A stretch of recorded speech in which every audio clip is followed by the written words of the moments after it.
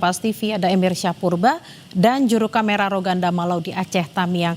Selamat siang Emir, sekolah darurat dibangun agar anak-anak korban bencana tetap bisa belajar. Bagaimana kondisi sekolah darurat di sana?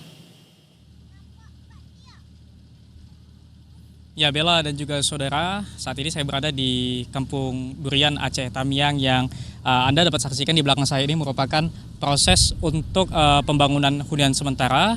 Dilakukan sejumlah proses seperti untuk meratakan tanah dan juga perakitan struktur bangunan yang nantinya akan digunakan sebagai unit huntara. Dan untuk anak-anak memang di kompleks pengungsian ini juga ada sekolah darurat yang digunakan setiap harinya untuk proses belajar mengajar murid-murid yang ada di sini. Adapun tadinya saudara, pembelajaran dilakukan khusus untuk kelas 4 siswa dari salah satu madrasah Ibtidaiyah yang ada di Aceh Tamiang, dan memang selama 6 hari itu dalam 1 minggu kegiatan belajar mengajar dilakukan rotasi. Misalnya pada hari ini kegiatan belajar mengajar dilakukan untuk kelas 4, maka kemudian di hari berikutnya akan diikuti oleh kelas-kelas lainnya. Dan tadinya saya memantau kegiatan siswa begitu antusias mengikuti pembelajaran pada hari ini, dan untuk sekolah darurat ini sudah memasuki pekan ketiga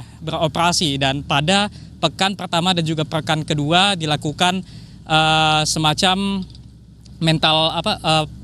pemulihan mental siswa-siswa yang dilakukan oleh guru, dan pada pekan ketiga ataupun per hari ini pembelajaran sesuai dengan tingkatan kelas mulai dilakukan. Dan tadinya saya sempat mewawancari seorang guru yang bertugas di sekolah darurat ini yang menyampaikan bahwasannya untuk siswa-siswa yang ada di sini memang berasal dari sejumlah kampung yang berada di sekitar Kampung Durian, dan memang berasal dari sekolah yang sama, yaitu salah satu sekolah madrasah ibtidaiyah yang ada di Aceh Tamiang. Adapun penjelasan mengenai salah seorang guru tersebut akan disampaikan dalam wawancara berikut. Untuk saat ini kita lihat bersama anak-anak sudah belajar seperti biasa, karena minggu pertama, minggu kedua kita sudah menerapkan trauma healing kepada mereka untuk saling berbagi cerita selama pengalaman mereka di pengungsian dan pengalaman mereka saat banjir.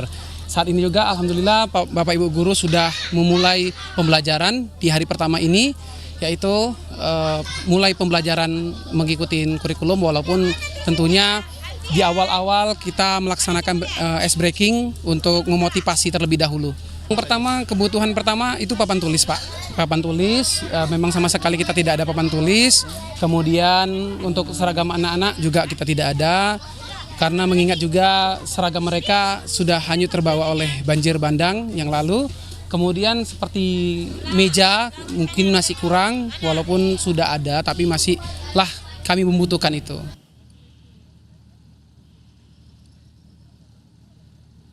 Ya saudara, selain beberapa kebutuhan seperti papan tulis dan juga seragam siswa, tadi saya juga sempat berbincang mengenai kendala yang dihadapi oleh guru yang mengajar di sekolah darurat ini. Dan memang mereka mengatakan dengan sepenuh hati setiap harinya mengajar di sekolah darurat ini, namun beberapa kendala memang dirasakan oleh guru-guru yang bertugas. Salah satunya adalah transportasi menuju ke sekolah darurat ini. Mengingat guru-guru yang mengajar tinggal di sejumlah desa ataupun kampung yang ada di sekitar Kampung Durian ini, Bella.